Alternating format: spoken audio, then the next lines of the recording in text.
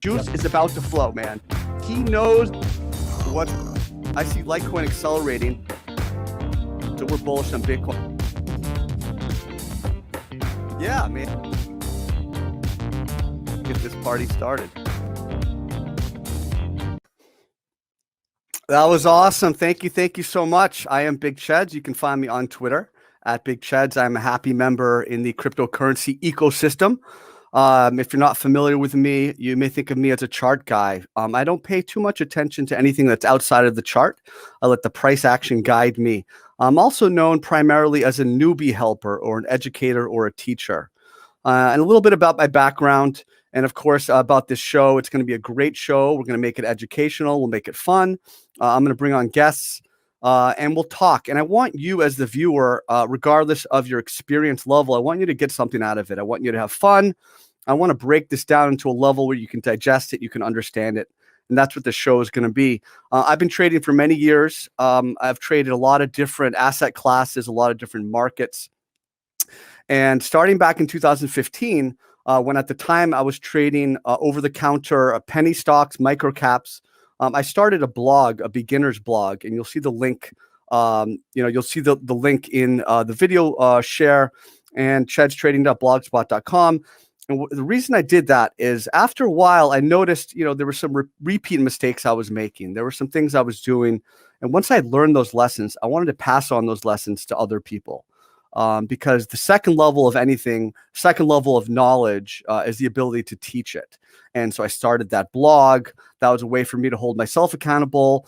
I started to build a brand, helping people on Twitter, growing my Twitter account.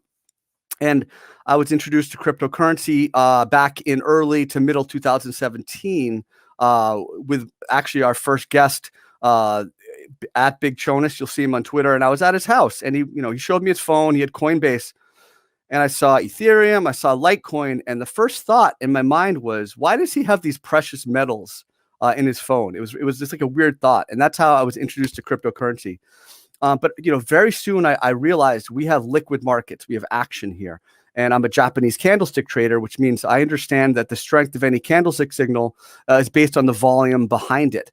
And I noticed we had, as I said, liquid markets. There was volume to generate good trading signals. I really jumped right into it. And really at that time, I was also unfortunately diagnosed with cancer. I was diagnosed with lymphoma, and I started treatment for that. And that went on. I was blessed. I was honored to become a founding member at Bitcoin Live, and you'll see the link in that as well. That's the best-in-class educational platform for crypto. I'm a founding member along with some other great traders and teachers, Peter Brand, Bob Lucas, Dean C. The Light, Mark Dukas. We just have a great team. And that went on for a while. I eventually beat my cancer, and I'm very thankful for that. Of course, I wrote a book, My Battles with Cancer, a candid patient and caregiver's memoir, and released that maybe a year ago.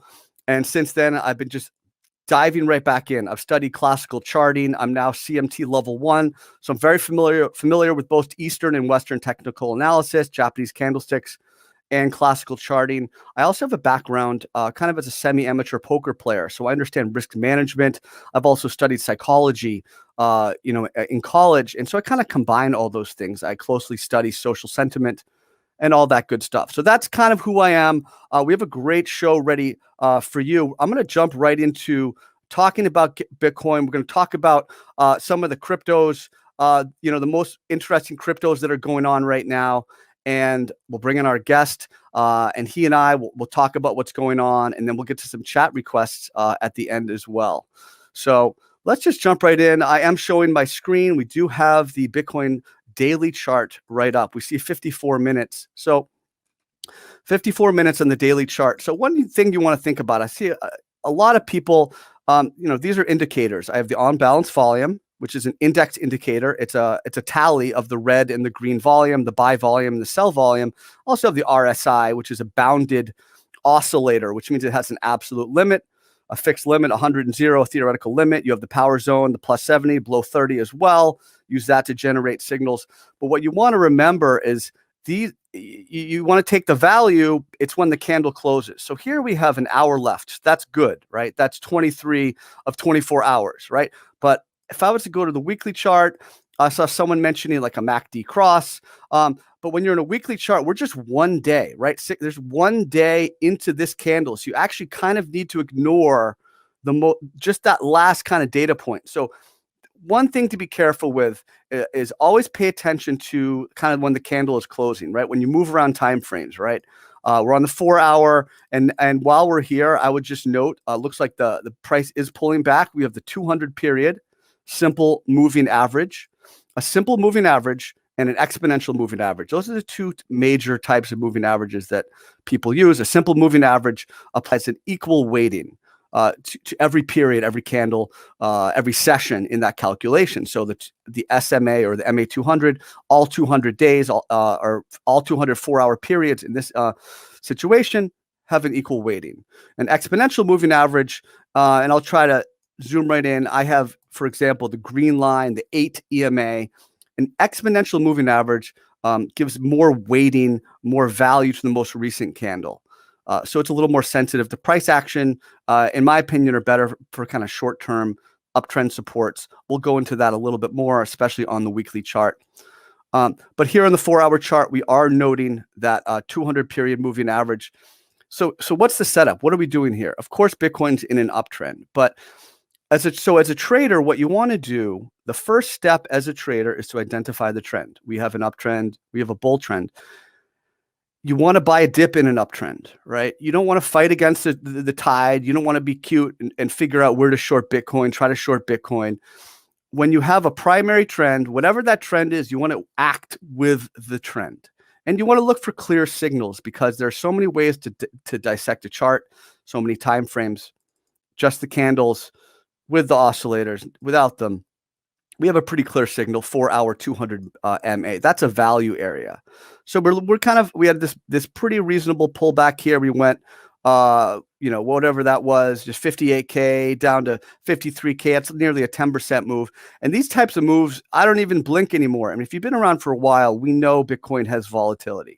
And just recently, we can kind of talk about how Bitcoin has consolidated in the daily chart. I'll jump back to the weekly chart as well, because I want to make that point about the 8 EMA, but we had that 32% correction. That's kind of nice period of consolidation, letting everything reset. We kind of caught a bid there at that orange, the MA 50. And then we kind of bounced, made that new high, came back, and we had kind of another nice little consolidation period. So when you're in these moments, you have to remember not to panic. You don't want to always find yourself chasing the top and just chasing the enthusiasm, because smart traders are buying weakness. Smart traders are looking for opportunities to set themselves up with a favorable risk reward scenario. So kind of in that line, you want to be looking to buy a dip in an uptrend, right? I'm going to go to the weekly chart, and I want to point out this 8 EMA. All right. I had a very interesting conversation with someone on Twitter about kind of what really is the most important support level. And they were making the argument for the brown line, the middle Bollinger, the 20 MA. And you have, in my opinion, really just that one contact point here recently. And they were pointing out something about over 10 years, there was some type of a relationship. So there's some things you want to understand, general concepts in classical charting. You want to understand the most recent price action is the most important. Okay. My argument to them was multi-level, but we have a different supply-demand equilibrium right now, right? Every day there's more Bitcoin being taken off exchanges and being accumulated than is being mined, right? There's just not enough supply to meet the demand. That's a different dynamic than it was back in 2018, back in 2016. So in my opinion, that's going to make our corrections more shallow, our larger corrections. And also it makes it so you have to give bulls a little more edge kind of in the current paradigm. But furthermore, most recent price action. So here we go. 8 EMA. We're really going to pay attention. Once we kind of broke out, we use that green line for support. I call it primary uptrend support. You really see how the price, there's just no way to deny that the price is respecting the short-term exponential moving average. So here we are. We hit 62K. We pulled back. We did not really hold that ideal level of support, which would have been that prior high. We kind of failed to hold that level. So we'll kind of make note of that. But we still want to be willing dip buyers at that 8 EMA, right? You want to identify levels in a chart where you're going to be comfortable to buy, especially during a bloodbath, especially when the price is pulling back. And that's going to be a common theme. So as we do these videos, you're going to find me really kind of drilling down on that point. You want to find a dip in an uptrend, and you want to set yourself up to catch that momentum, kind of the resting period in that momentum. We have just a few more minutes before we do the guess, but I'm just going to do a couple more things before we move on. I still think Ethereum is quite bullish. We have our lower high set. We're going to note this high wave spinning top from February 20th. And you could just draw kind of a diagonal line. That's fine. You can kind of draw that with your lower high structure, right? And then at some point, it's not as clear where you kind of draw this, you're kind of rising diagonal. And this leads me to the point that diagonal lines are much more subjective. So when you kind of generate your trade idea, your trade thesis, I would focus more on horizontal levels where you have a kind of very clear thesis, an idea of a resistance level that was broken, that has been established now as support. All right, this is a much more firm thesis. If you would say, hey, Big Cheds, I'm going to buy at 1410 based on that key support resistance flip level, right? I'm going to look at this triangle, and if it breaks down, I'm going to buy here, right? That's fine. It's always good to be a more conservative buyer and to set yourself up. Like those low ball bids that you don't think fill are often the best. And like Litecoin's done that so many times. We have a key support resistance flip level where the price, upon its initial thrust, its initial impulse was rejected back in January, right around that 185 level, dipped, a little bit of oversold, lower Bollinger, MA50, right? Rally, accelerate, break, come back. And unfortunately, it hasn't really respected this level as much as we want it to, but it is corresponding with this 50 period moving average, the 50 MA. So Litecoin, in my opinion, is an uptrending coin, an uptrending project that's pulling back to a good risk reward area, right? We're close to the lower Bollinger Band. You want to be buying dips and uptrends, okay? You probably have a larger type of consolidation going on with Litecoin. It's not going to move right away. It's not going to go to the moon right away, but you're probably going to at some point put in that higher low, and it's probably going to be around here at some point. So like that's what I would do. That's how I approach it, looking to buy dips and uptrends. Couple more real quick. Uni, I've been watching this. I've been tweeting it out. And it's very clear that when you accelerate, you kind of cool off a little bit. You get that long leg doji. You get the inside bar. You pull back MA20. You continue on, and then you break through. And once you've broken through, you have right here at that $30 level. Then you come back. You do the throwback, the bullish retest, bounce again, throwback retest. So this is stair stepping. Any kind of strong consolidating chart is going to go up. It's going to come back. And normally as you're consolidating along the way, there's your consolidation. You come back. That's where you bounce. And then you come back there. And that's where you find it, right? You're stair stepping. And we're seeing that here with Uni. We're looking to buy dips and uptrends. The last thing I want to show with ADA is the concept of a very clear chart level. And then we're going to bring on our guest, Big Chonis. As this ADA against Bitcoin, the BTC pair, as it was consolidating, it established a clear level. It gave you a clear signal. It said this is 1,000 Satoshi level. It's a big psychological level, 1,000, of course, but the price is respecting it on multiple occasions, failing to break through, such that when you do break through, you pay attention. And then, oh, I missed it. Nope. Got another shot at it. Oh, I missed it. Nope. Got another shot at it. You got at least two clean throwbacks. Pay attention when the price establishes a level. You break through, often will give you another chance to do it. I think it's time for some trader talk. What do you guys think?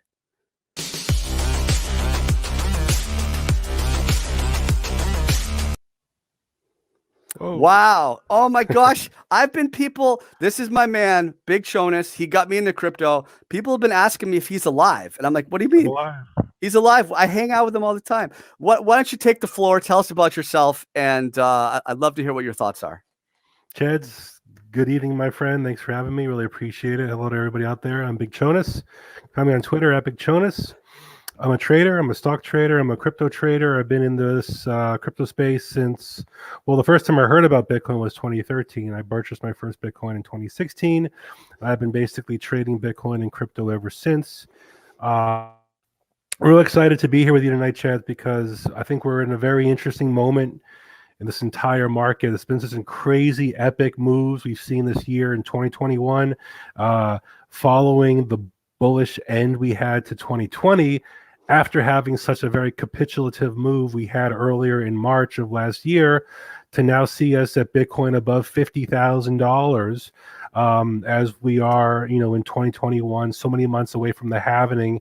And we're very, very key inflection points. So I'm really excited to talk about this and my thoughts on Bitcoin with you tonight.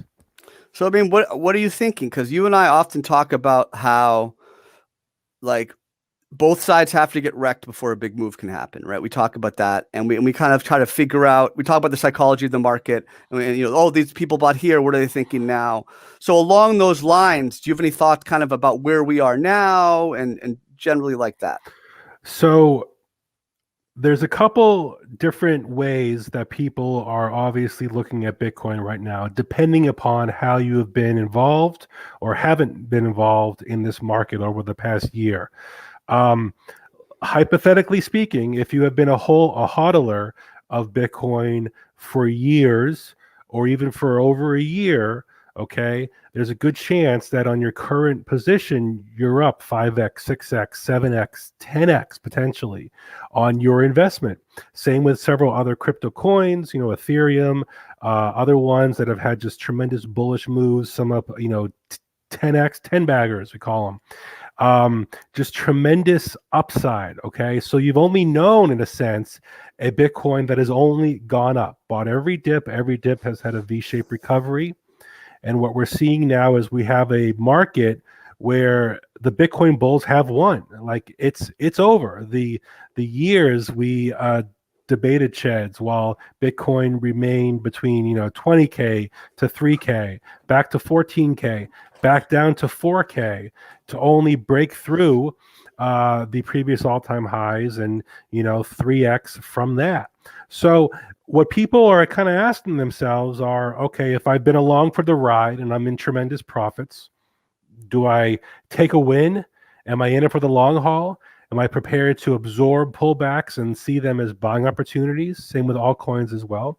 Have I completely missed this whole bull move? And am I waiting for a very good potential opportunity to buy some cheap Bitcoin, relatively speaking?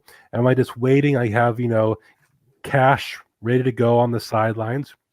Or am I a mixture of both, where I'm a long-term believer in the valuation of what Bitcoin could achieve in the coming years or months, but I'm prepared to look for opportunities to continue to add, to my crypto portfolio?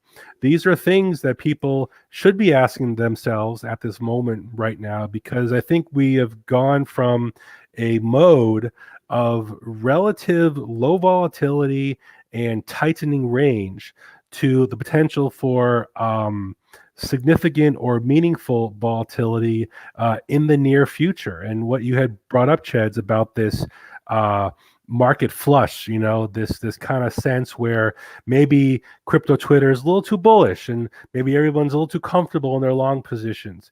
And maybe the healthiest thing for the market at this point would be some sort of unforeseen flush where, whoa, I didn't think it could drop below this price, or whoa, I didn't think it could get that low. Shake out a lot of day traders, flippers, speculators, if you will, and get to a point where the market gets so bearish that the world's about to end. And in those moments are tremendous potential buy opportunities. And I think the market is potentially setting up for a move just like that. So, I mean, that's a great point. We've often talked about how sentiment can mark a bottom, and enthusiasm. I think you told me an interesting story today about like two of your friends. You were holding a stock, and two of your friends texted you, and it was like up big, and you're like, "Wow, I got to sell now." So it's kind of that idea of keeping an eye on sentiment. So I guess I would ask you, if what would you say to someone who isn't in Bitcoin, but kind of wants to get a piece of it, and maybe they trade it, maybe not, but they want to get started. Would you jump in now, or would you wait for that 15, 20K drop in a day? Well, it's a valid question, because this is what we've been battling for years. There was the notion that Bitcoin, in its sense of scarcity, right, 21 million, and in reality, it's going to be far less. The sentiment of institutional investment and just acceptance, right? Being invited to the big boys table, the cool kids table, whether it's via ETF or derivatives exchanges, and then the sense of U.S. monetary policy and how Bitcoin could be that true hedge against an ever increasing money supply that the Federal Reserve is supporting right now. So there's all these things that the sense of what Bitcoin can achieve all came together in this kind of year here, where we had all three things happen: excessive, or I wouldn't say excessive, but definitely incredible monetary policy printing, combined with the halvening, which creates a just overall fewer coins being mined every day, combined with the institutional acceptance. The big Paul Tudor Jones thing keeps sticking in my mind as that meaningful thing that happened 10 months ago, right? Oh my God, he's into this thing. Well, if he's into this thing, potentially that can open the floodgates to other things. And what have we seen this year? Morgan Stanley, JP Morgan, Goldman Sachs, re-engaging their crypto part and trying to figure out where they can play a role in this. So this has been a growing up year for crypto. We broke the $1 trillion market cap valuation, but as we have seen many times over the years, Cheds, as traders, is just when you feel like everything's great and peachy keen, the market definitely tends to have a chance to humble those. And all I have to do is point to previous Bitcoin pullbacks, right? Where we have seen not just 20%, 30%, but potentially as much as 80% pullbacks to then only achieve the eventual higher high and continuation. So I think we have a young generation of people that are new to crypto over the past year that have only known bullish advancement in Bitcoin. And we have an older generation that's potentially a little more conservative, a little more expectant of what Bitcoin can, giveth and taketh away. And I think we're about to see a battle between those two forces, between the dip buyers and those that can say, all right, hey, I'm a bullish fan of Bitcoin, but not over 50K, potentially not over 40K. And there's a lot of the chart that tells me and gives me reason to feel like we will be testing significantly lower prices potentially. Excellent. So I think just a little bit, I'd love to have you. Well, we're seeing the chart right now. It looks like I'd love to hear you walk us through that. And I have a couple questions for you later. So please go right ahead. And folks, he's on Twitter at Big Cheds. This is Big Chonis. He's on YouTube at Chonis Trading. Oh, no, you're at Big Chonis. At Big Cheds. Sorry.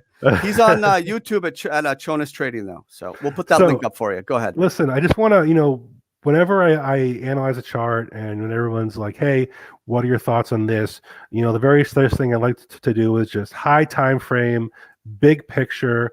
I'm on the Bitstamp chart because it gives us, the most or very significant amount of data over the past years here. And listen, Bitcoin has always been in an uptrend.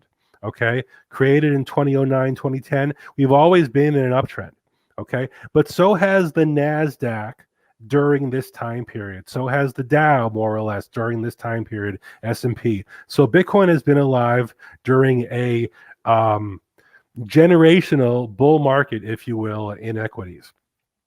Nevertheless, we have had tremendous parabolic moves, and we have had tremendous pullbacks, or 80% several times, followed by 1,000% plus gainers.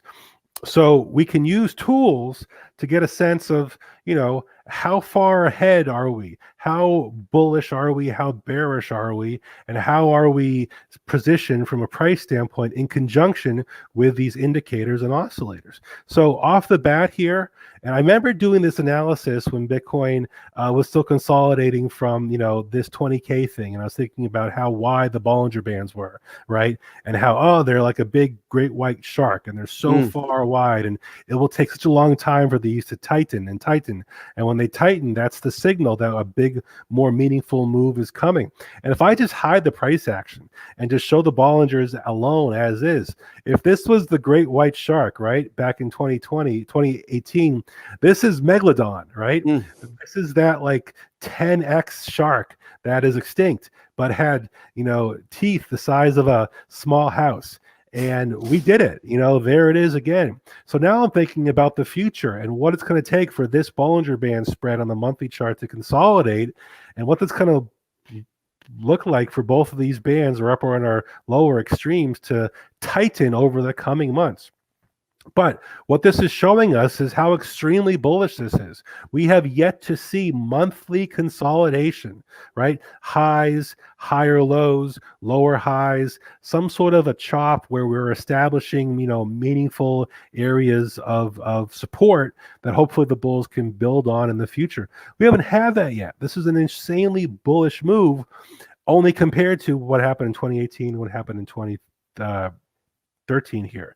So we have so much running room from the highest of time frames, the monthly, chart, to say, okay, we can remain bullish on the highest of time frames, and Bitcoin can still be in the 30Ks.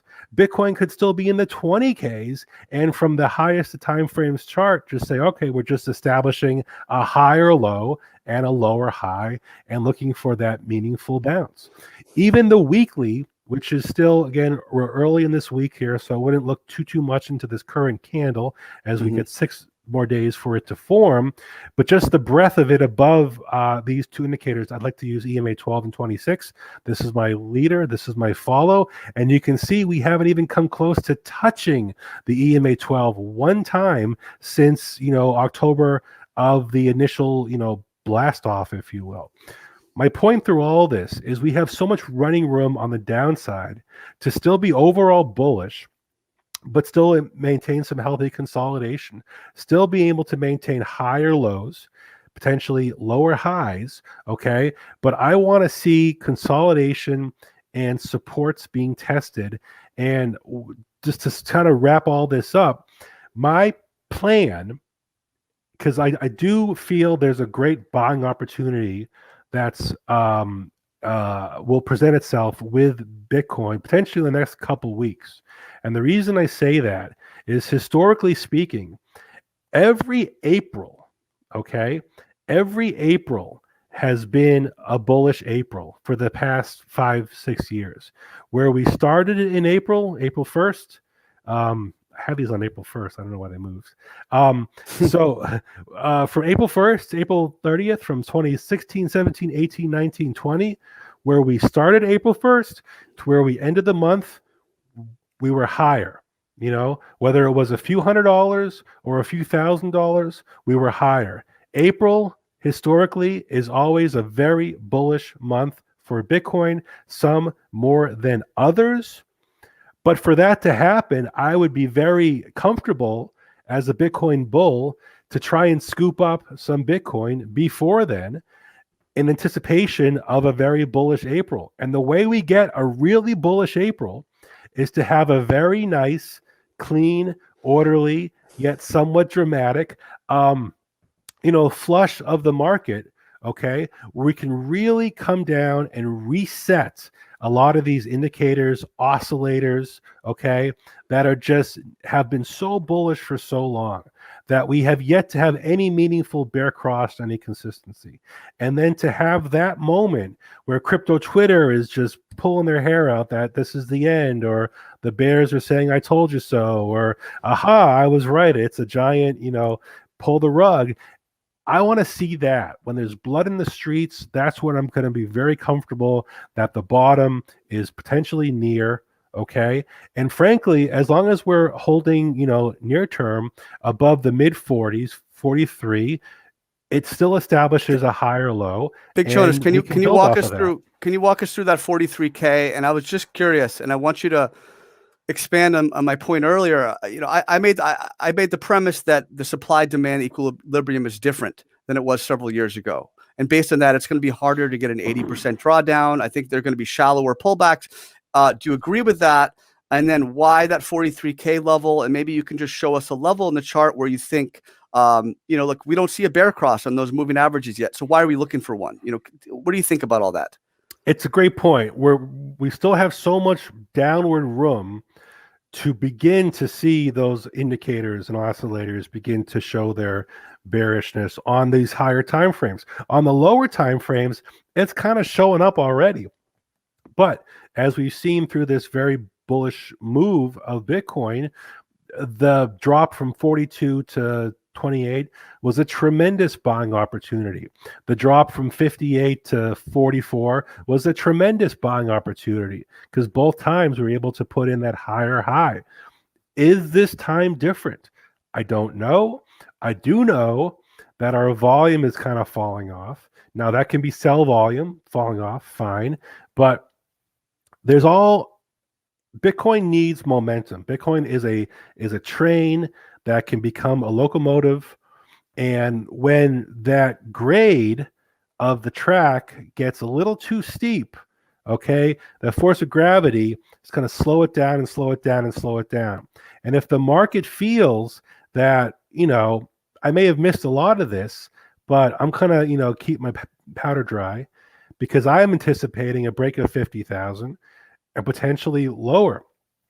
What's meaningful about where we are right now is we've already established a very solid stop and reverse point. The resistance at 42K was notable because it dropped us, $10,000. The break and then the back test of the same area was notable because it also dropped us 58 to 44 and then back up above 58. So the 41, 42 range, we'll call it, has been already shown to be such a strong area of support because of its previous resistance, turned into support, tested as support, and achieved the success as the bounce there. So anything above that, I'm fine with. The bulls should be fine with. It's just weekly consolidation, higher lows, lower highs, nothing to worry about. And then frankly, I want to see us get to a point where, it's always how you get there, right? That's what I wanted to ask you. Yeah, we often talk about that. Stair step down, little fake out. No good. Like that. It's going to be so much harder to really have the market feel that a good capitulation move has happened. Okay. Right. The quicker we get there, the bloodier the moment is. We're going to see a day where Bitcoin has a $10,000 down, followed by a $6,000 up. And as traders, we froth at the mouth for those kind of volatility opportunities. The big key here, there's two charts that I would be watching for. One is the overall equities markets. We've yet to see a major flush of the big indexes. Individual stocks, big runners have definitely had some pullbacks for sure. A lot of that froth seems to be kind of not sure what to do with itself. But the more meaningful crypto chart that I just want to kind of, touch on and end with here, it's the Bitcoin dominance chart. I'm on the weekly here.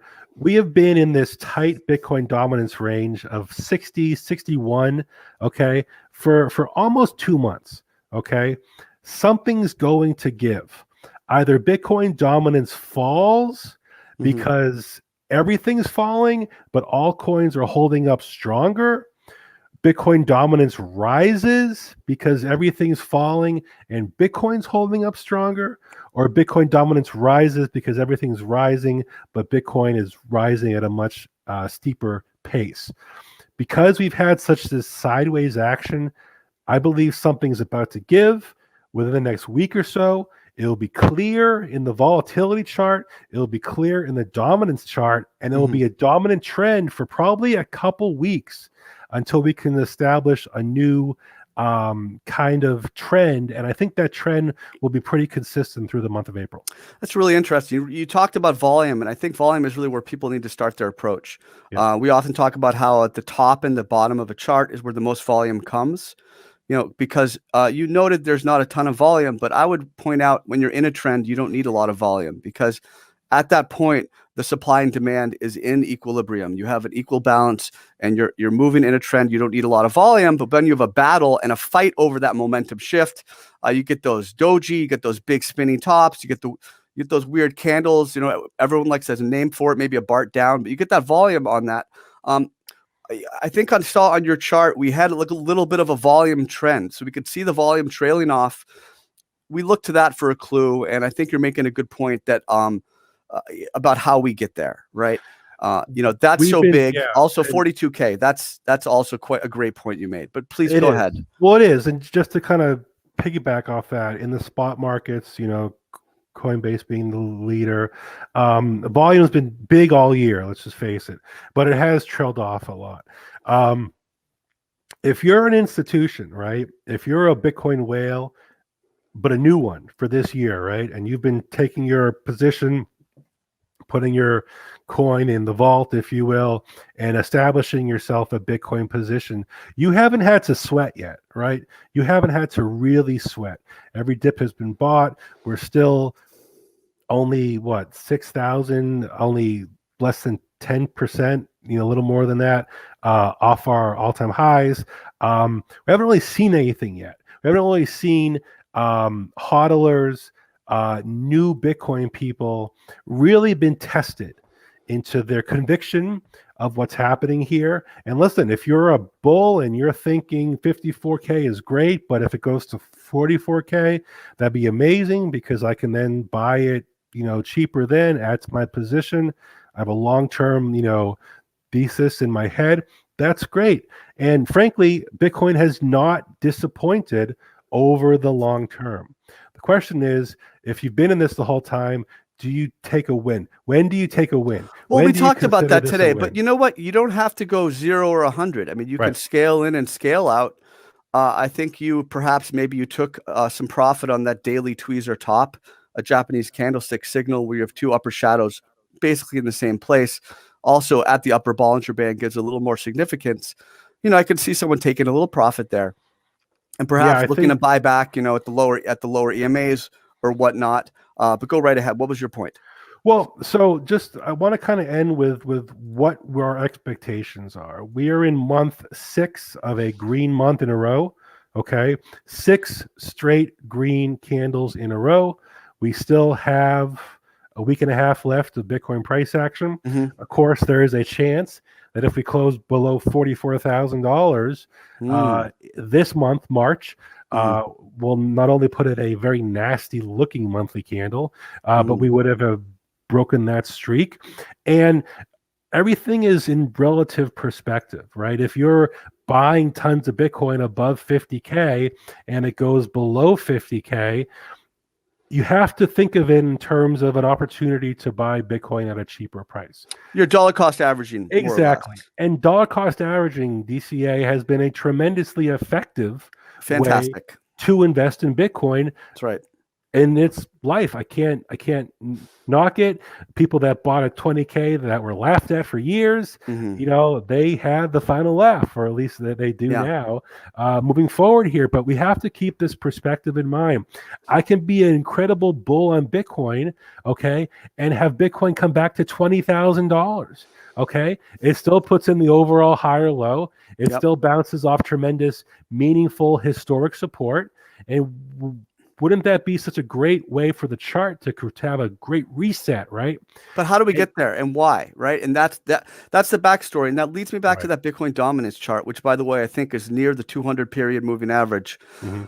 If it could be going up or down based on whether Bitcoin's bullish and ultra bullish or vice versa, if we don't really know, and it's all about the context, like how valuable really is it? If it really depends why it's going up or down, then you have to look further anyway. And then you might as well just be watching those markets to begin with. And that's where trader psychology really comes into play, is what you talk about is a lot about how you have to define your own style, right? With the stock market, we can trade, 934 on the East Coast, Monday through Friday, except major holidays. Bitcoin, we can trade it day and night, no holidays, in bed, on the toilet, whatever. On the toilet, which we do. But because of that, we can say, okay, there's always an opportunity. There's always an oversold opportunity. Yes. There's always an overbought opportunity to short, oversold opportunity to make a bounce. Okay. So are we traders, and are we taking advantages of moments in the chart that are extreme one way or the other?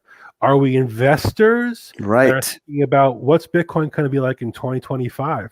What's Bitcoin going to be like heading into the next halvening? You know, if we went from 12 coins to 6, then we go from 6 to 3 every time a block is printed. That in itself changes the dynamic.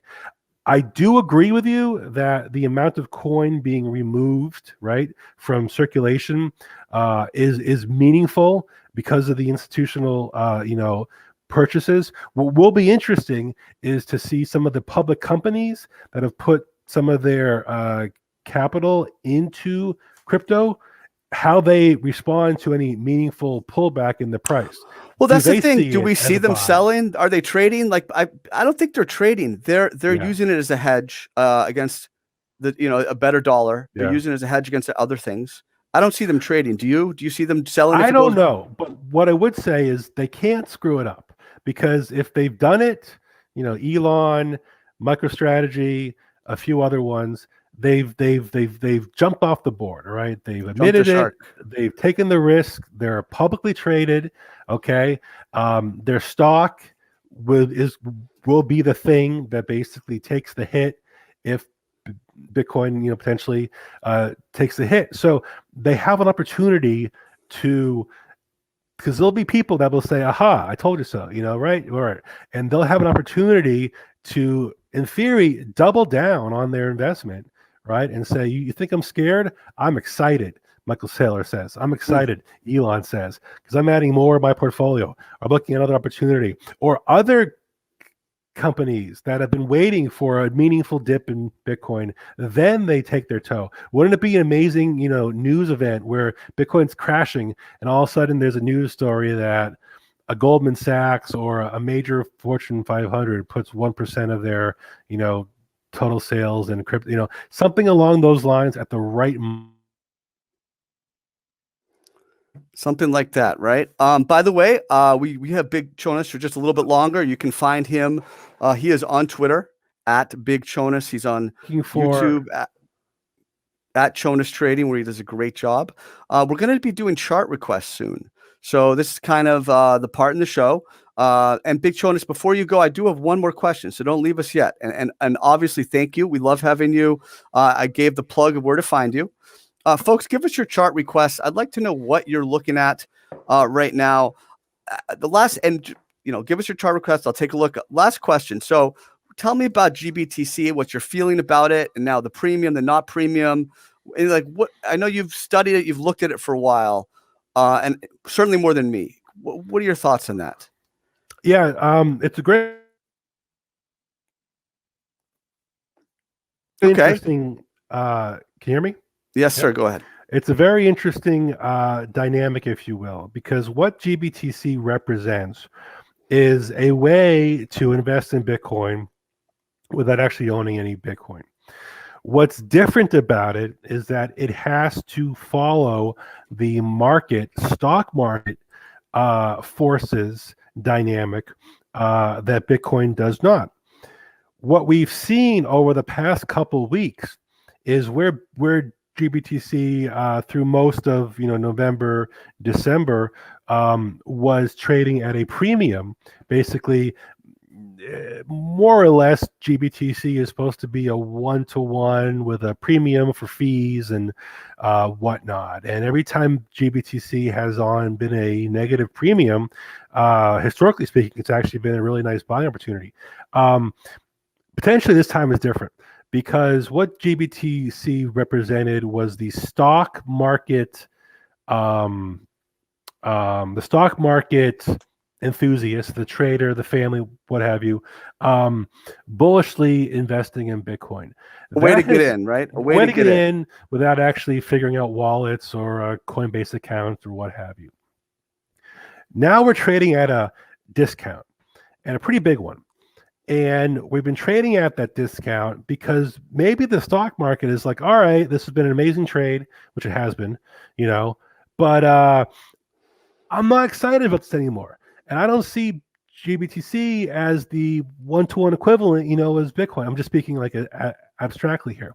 But my point is, it's been showing this weakness. This is a bearish signal, in my opinion, where we were so bullish people were paying overpriced basically to own Bitcoin through GBTC.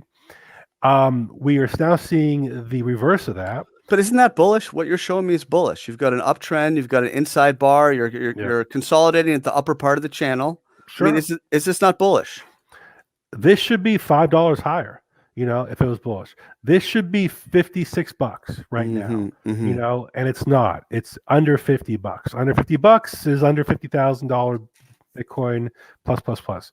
My overall point is that we can use this as kind of a primer, kind of a early signal, if you will, where market forces are saying this is a little bit weaker, okay, than the spot price of Bitcoin is suggesting.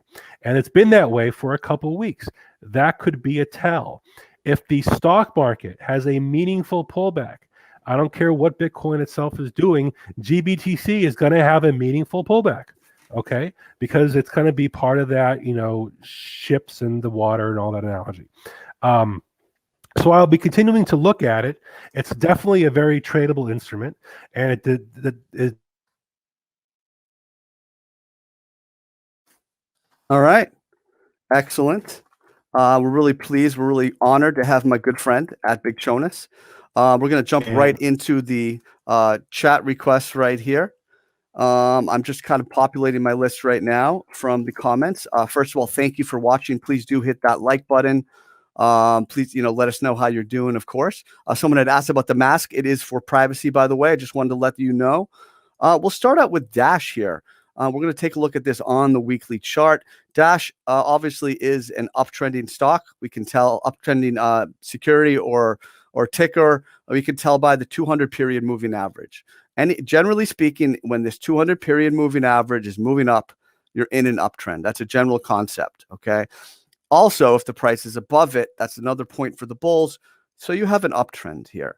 And what we're looking at is looking at the price with a really nice advance, marked by quite a bit of volume, coming back, consolidating, catching that 50 period moving average. So right at that long-term moving average, the 50 MA, last visited it right around here in early February. That being said, there are levels that you're going to want to see hold, when really that green light will turn yellow. I often talk about, trends will change. You'll see signs of weakening. And your job as a technical analyst is to identify the trend and then look for signs of weakening in that trend. So that would be a red light turning yellow before green, right? A bear trend reversing slowly, and then the same the other way here. So something that might signify definitely a reversal, kind of a change in trend would be the loss of this higher low, the low from that February 28th candle here on Dash. You also would, if you're not in it, you're going to want to identify levels where you maybe could initiate a trade, because I often talk about you don't want to enter in the middle of a channel. You want to either buy right at a breakout, or you want to be buying, in my opinion, of course, you want to be buying at a rising support, kind of at a key level, somewhere that you can give yourself a pretty close stop loss. You can give yourself the ability to identify when that trade idea fails or breaks down, right? So for example, in this case, you could buy at the MA right here at the MA 50, and you could use perhaps the low of this session as your stop loss, and that'd be a pretty good risk reward, because you could reasonably assume on any kind of a bounce, minimally, you're going to test these lower highs, March 18th, and probably this level right up here. So we can clearly identify, I talked earlier about looking for levels and wanting the chart to kind of define a level for us. We can see this is a pretty clear level on this chart. And were we to recapture these highs, were we to recapture that March 10th high, that March 14th high, you could reasonably say, okay, I'm going to open up a long potentially at that level, right? So it's not just about Dash. What I'm trying to point out to you is that any type of consolidation, you can look at the texture of the consolidation. You can see where the lows are being formed. You can see where the highs are being formed. Those give you lines in the sand to kind of look at any kind of a future bounce and to kind of look for kind of a signal the trend is changing. We'll take a look at Bitcoin Cash here. BCH, we are trading above the MA200. The one thing about this chart, we are on the daily here as well is the MA200 for me is a very important level. We can note back in August, we broke through it several times, found support on the MA20 before eventually falling down below it, kind of hanging around, turning it into support. I actually realized I forgot about back here where we fell through it, right? Bounce, rejected, rejected, rejected, rejected. So point I want to make is you don't want to just assume a trend line is going to be support or resistance. You want to pay attention to the chart. You want to let the price action tell you, right? Listen to the price action. And when it tells you, like, for example, earlier on the weekly chart for Bitcoin, EMA 8, right? It's telling you that this is the level to watch. This is where the support is in the uptrend, right? You pay attention to those clear signals. You pay attention to that EMA 8. So here we have the weekly chart, and we have a pretty solid thesis. We have a pretty solid idea such that the price is respecting the MA200, and we really can kind of point to, like I said, the rejections here. Back in August, you broke through, turned it into support, fell through, yada, yada, yada. So this is a level on this chart, which is going to give me a clear signal. I talked about it now. I have a counter. I've said that now 8 times. It's an important thing. I want you to understand you want to be looking for clear signals in a chart. So if we get back to the MA200 for Bitcoin Cash, I would be a very willing buyer. And potentially you might have what's called a confluence, which is where you have more than one signal. A really nice scenario or a setup would be where you have the level here that's been already identified as a level of supply or level of resistance, broken through, support. So now it is a level of demand. We have this level as well. Horizontal, we talked about horizontals. That horizontal would line up with the MA200. Let's see if we can get some more of these requests in here. We'll go Sol Tetherus. Let's take a look at that one. And what's nice is, I will be honest, I don't trade most of these. I don't really track most of these. So when I'm looking at it, you get my first honest read. So this is a great example. And I think DOT has a similar kind of situation where you want to have a 2-level breakout filter. So anybody can draw a diagonal line, kind of reflecting the lower highs of the high and then the lower high structure, reasonably clearly defined. But you have a lower high here in the horizontal. So the bounce, right? When you bounce, now we have an established level of supply or resistance at the high of that March 12th candle. So if you're a conservative trader, which I am, is I want to get that 2-level filter. I get the diagonal break, then I want the 2nd level filter, that lower high break. So now we have an even better situation. We have a clear signal. We have not just once, right? Twice. We have a reasonably well established level such that you could use it to initiate a trade and then have a stop loss in that general area. So that's how I kind of see Sol setting up KMD. Let's take a quick request from the chat room. KMDBTC, Komodo coin. And by the way, thank you all for watching. You can find me, of course. I am on Twitter at Big Cheds. I want to thank Benzinga for the opportunity. It's been a lot of fun. Hopefully, we'll have more of these to come. Some interesting guests. I already have some names in mind. Hopefully, they will say yes when I ask. KMD on the BTC. We have a downtrending stock, downtrending play, and given that it's the KMD BTC pair, it just means this has been weaker than Bitcoin. We talked about the MA200 earlier. It's heading down. We're in a downtrend, and now we have the price likely, in my opinion, probably rejecting at this MA200. You have some attempts to kind of break out, stuttered, kind of halted attempts to break out. If this MA200 was here, I would be a little bit more bullish on KMD, given kind of the rising demand, given kind of the MA50 proximity, and kind of certainly you have this key level here already established as a resistance support level. So that's your level, of course, and you get a little bit of a break. But this MA200 is here.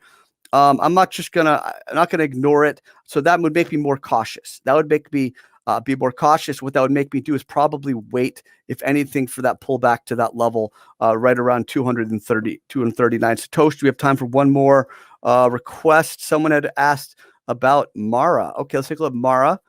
Let's go to take a look at that. Marathon Digital. So obviously related to Bitcoin. Let's go ahead and get rid of the Bollinger so you can see a little bit clearer. So this is clearly in an uptrend. We're going to make note of that. We have the high marked and we have the lower high marked. You have the rising demand. So, I mean, it's very similar to Bitcoin, but if I look at it, this situation, this is bullish. It had recently a very beautiful buy signal on that 50 period moving average.